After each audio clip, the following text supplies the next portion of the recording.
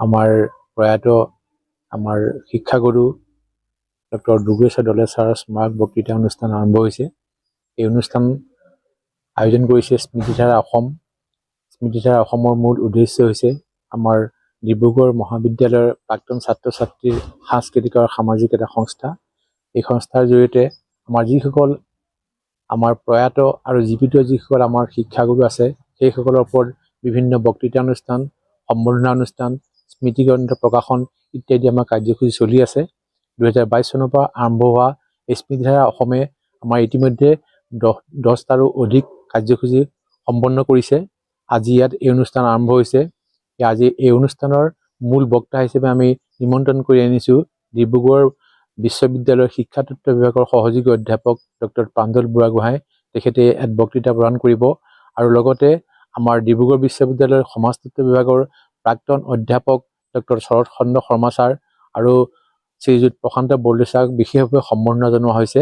আজি এই অনুষ্ঠান অনুষ্ঠিত কৰাৰ মূল উদ্দেশ্য ইমান। কথা হ'ল যে স্মৃতিধাৰা অসম 2022 চনত স্থাপিত হৈছিলে আৰু ইয়াৰ বিভিন্ন উদ্দেশ্য আছে আৰু এই উদ্দেশ্যবিলাকৰ ভিতৰত একাডেমিক উদ্দেশ্যবিলাকেই হৈছে আমাৰ মূল উদ্দেশ্য। আৰু ডিব্ৰুগড় বিশ্ববিদ্যালয়ৰ প্ৰাক্তন ছাত্ৰ ছাত্ৰীসকলৰ যিটো সমন্বয়ৰ এক উদ্দেশ্য লৈ প্ৰাক্তন ছাত্ৰ ছাত্ৰীৰ সমন্বয়ৰ উদ্দেশ্য লৈ স্মৃতিধাৰা অসমৰ প্ৰধান যিজন প্ৰতিষ্ঠাতা আমাৰ সন্মানীয় দীপক বৰ্মন ডাঙৰীয়া সভাপতি তেখেত বৰ্তমান আমাৰ ওচৰতে আছে তেখেত আৰু সম্পাদক ডক্টৰ গুণাৰাম নাথ। এইসকলৰ প্ৰচেষ্টাত আৰু অসমৰ বিভিন্ন প্ৰান্তত কেৱল কলেজ বুলিয়ে নহয় বিভিন্ন প্ৰান্তত যিবিলাক শাখা খোলা হৈছে সেই শাখাবিলাকৰ অধীনত আৰু স্থানীয় ৰাইজৰ সহযোগত ধাৰাবাহিকভাৱে ডিব্ৰুগড় বিশ্ববিদ্যালয়ৰ যিসকল প্ৰাক্তন অধ্যাপক বা যিসকল অধ্যাপক তেখেতসকল আজি অহংকাৰত নাই আমাৰ মাজত, তেখেতসকলক প্ৰতি স্মৃতি জনাবৰ কাৰণে ইয়াত বিভিন্ন ধৰণৰ আমি কাৰ্যসূচী গ্ৰহণ কৰিছোঁ।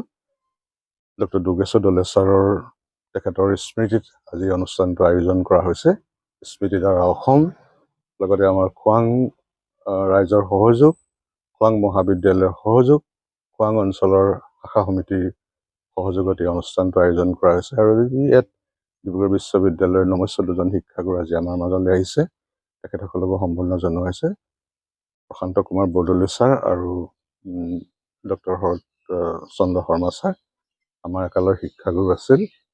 এটা সুন্দৰভাৱে আয়োজন কৰা হৈছে আৰু ভৱিষ্যত দিনবিলাকলৈ স্মৃতিধাৰা অসমৰ তৰফৰ পৰা অসমৰ বিভিন্ন প্ৰান্তত ডিব্ৰুগড় বিশ্ববিদ্যালয়ৰ প্ৰাক্তন অধ্যাপক বা বৰ্তমানৰ অধ্যাপকসকলক স্মৃতি জনাবৰ কাৰণে প্ৰাক্তন ছাত্ৰ ছাত্ৰীসকলে সকলো বিভাগৰ প্ৰাক্তন ছাত্ৰ ছাত্ৰীসকলে ডিব্ৰুগড় বিশ্ববিদ্যালয়ৰ প্ৰাক্তন ছাত্ৰ ছাত্ৰীসকলে এই অনুষ্ঠানটোৰ হাত ধৰা হৈছে, অনুষ্ঠানটো স্মৃতিধাৰা অসম।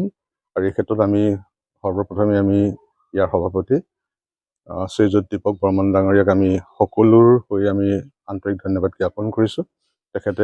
তেখেতৰ এইটো এটা আশাসুধীয়া প্ৰচেষ্টা, এই প্ৰচেষ্টাৰ যোগেদি এই মঞ্চখনৰ যোগেদি অনাগত দিনবিলাকত আমি অতীত বৰ্তমান আৰু ভৱিষ্যতৰ মাজত যিটো সংযোগ সেই সংযোগটো আমি স্থাপন কৰিব বিচাৰিছোঁ। শিক্ষাগুৰুসকলৰ অবিহনে আজি আমি ইয়াত সমাজখনত আমি দুষাৰ কথা ক'বলৈ আমি সম্ভৱ নহ'লোহেঁতেন।